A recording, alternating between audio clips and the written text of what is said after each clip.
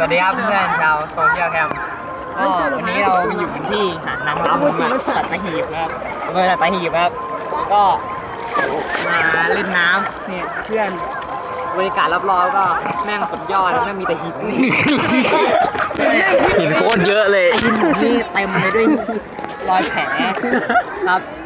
เป็นทะเลเดือดเยอะก็เดี๋ยวเนี่ยก็จะเปิดเทอมแล้วเพื่อนก็เตรียมอ่านหนังสือต้อนรับเปิดเทอมกันหรือยังครับก็ผมนี่เกรียนกันมากไม่เคยทำอะไรเลยวันๆนั่งเล่นเกมตีแต่คอนก็